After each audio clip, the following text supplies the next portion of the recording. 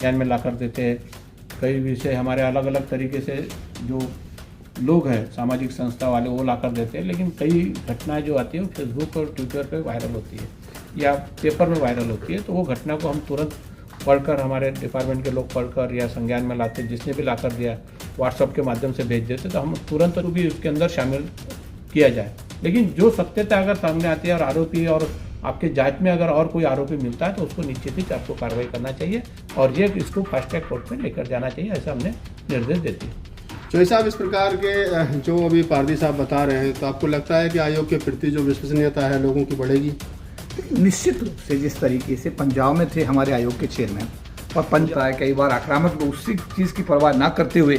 आयोग ने जो कल दौरा किया और मैंने देखा कि इस आयोग में जो मैंने एक वर्ड है हीनता, इनमें है संवेदनशीलता।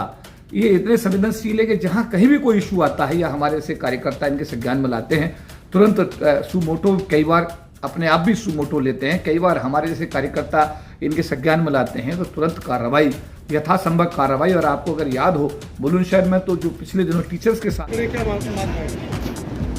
आज दिल्ली में जो कोर्ट फेडरेशन का राष्ट्रीय अधिवेशन और बाबा साहब अम्बेडकर की का समारोह कहा अधिवेशन जो वकील लाइन्स में है उसमें आयोजित किया जा रहा है, उसमें राष्ट्रीय जाति आयोग के जो माननीय सदस्य हैं स्वागत करते हुए महासचिव चौधरी भाई सर।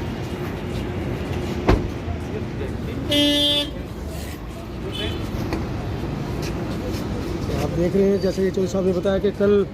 एक बड़ी घटना को संज्ञान में एससी आयोग ने लिया जो जीबी पंत हॉस्पिटल में हुई,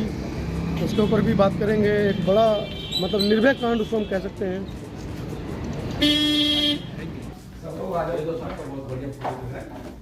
सर उसका पार्टी है सब लोग आ जाओ, चलिए आ जाओ, आइए। सर ने बहन थी, उसके साथ जो अन्याय हुआ,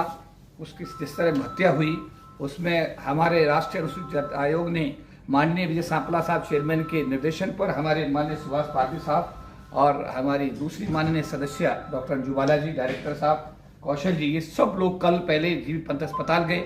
वहाँ से सीधे फिर उसके घर गए, फिर शमशान घाट गए, अधिकारियों को आदेश दिया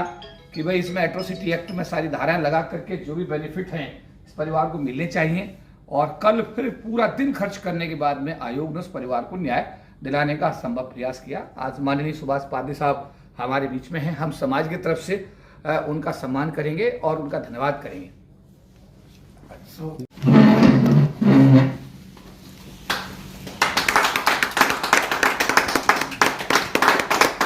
सभी पीछे आए थे,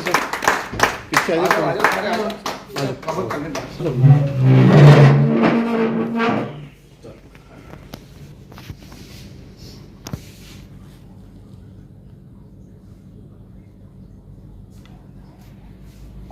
एक कार्यालय में भेज दिया करके स्वागत कर रहे हैं ना, वो घटना हुई। सबसे पहले तो जिस महिला का दुखद निधन हो गया उसी को संवेदना व्यक्त करते हुए राष्ट्रीय अनुसूचित जाति आयोग भारत सरकार, कल एक टीम हम वहाँ पर गए थे और जाने के बाद में हमारे संज्ञान में यह आया कि, और ये तो हमने सो मोटो विषय लिए क्योंकि हमने पेपर के माध्यम से ये विषय को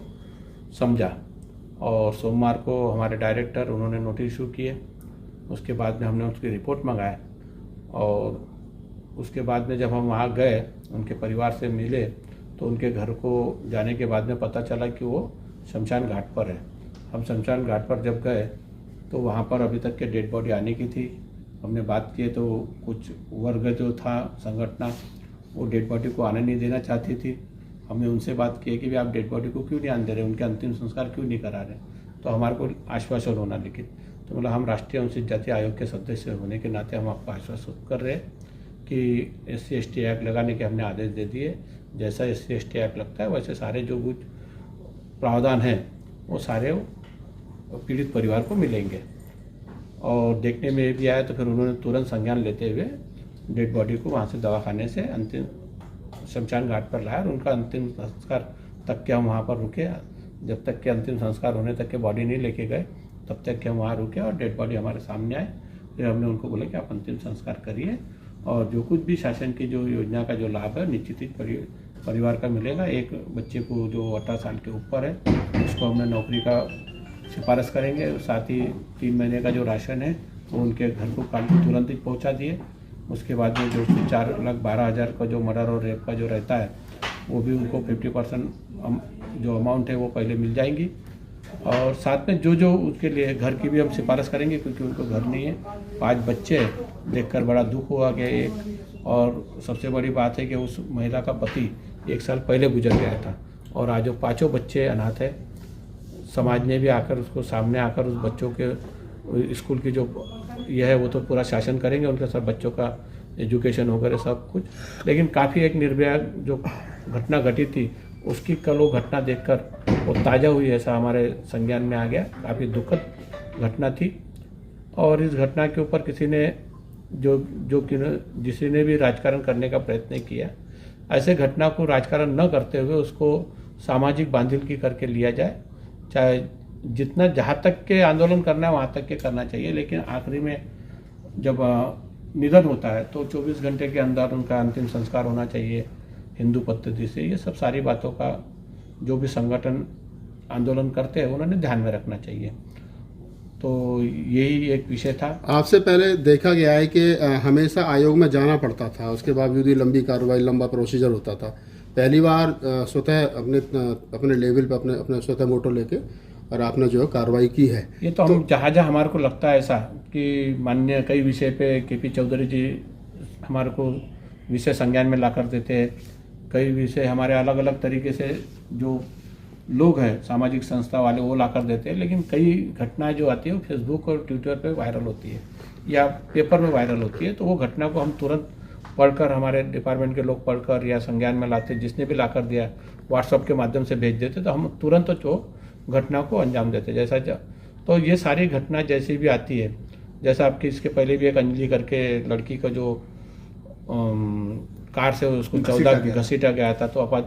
उस वक्त हमारे को पता नहीं था कि वो लड़की शेड्यूल कास्ट की, लेकिन जैसा हमारे को पता चला, संज्ञान में आया, तो हम उनके तुरंत घर को गए और घर को जाने के बाद में जो कुछ भी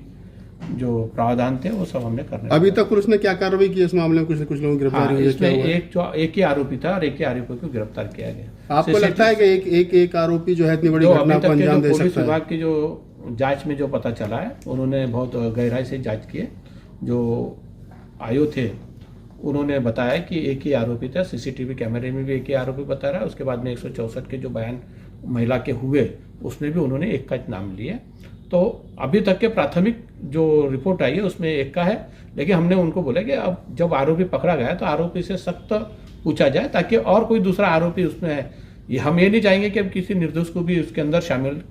किया जाए, लेकिन जो सत्यता अगर सामने आती है और आरोपी और आपके जांच में अगर और कोई आरोपी मिलता है तो उसको निश्चित ही आपको कार्रवाई करना चाहिए और ये इसको फास्ट ट्रैक कोर्ट में लेकर जाना चाहिए, ऐसा हमने निर्देश दे दिया।